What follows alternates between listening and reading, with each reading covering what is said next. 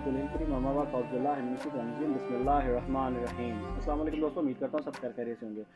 सियालकोट के एडीसीआर का मसला चला और उसके ऊपर ख्वाजा आसिफ साहब के बयानात और फिर वो सारी चीज़ की जी ब्यूरोक्रेसी तकरीबन प्रोटोकॉल शिफ्ट हो चुकी है। तो इसमें मैं एक चीज़ क्लियर करता चलूँ, मैंने पहले भी बोला था जो एलीट क्लास है वो ऑलरेडी मतलब कि ब्यूरोक्रेट लेवल है या एलीट क्लास कह लें, इसको ईजी हो जाएगा ज़्यादा। जितनी भी एलीट क्लास है वो जहाँ जहाँ जिस जिस डिपार्टमेंट में या जिस जिस जहाँ से रेलिवेंट करती है, चाहे वो बिजनेसमैन लेवल है, वो पाकिस्तान में तो एग्जिस्ट ही नहीं कर रहे पिछले 2-3 साल से। और हुकूमत नहीं मान रही कि पाकिस्तान दिवालिया हो चुका है। ना माने, लेकिन रियलिटी चेक ये है कि दिवालिया हो चुका है, तभी गरीब का खाना पीना रहना सहना दूभर हो गया है। यहाँ पर कोई चीज़ अवेलेबल नहीं हो पा रही और सिर्फ तमाशबीनी चल रही है। ये रियलिटी चेक है, इसको कहते हैं दिवालियापन। और यही चीज़ का असर और रसूख चल रहा है। यहाँ पे बादशाही निज़ाम चल रहा है जिसकी वजह से मुल्क का बेड़ा गर्क होता जा रहा है आए रोज़।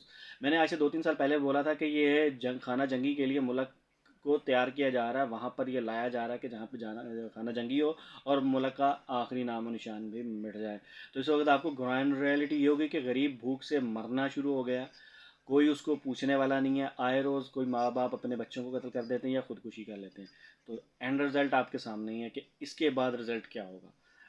अभी भी अगर हुकूमत ने और हुक्मरान या एलीट क्लास ने होश के नाखून ना लिए तो तबाही उनके दहाने पर है। नेक्स्ट वीडियो तक मुझे दीजिए इजाज़त।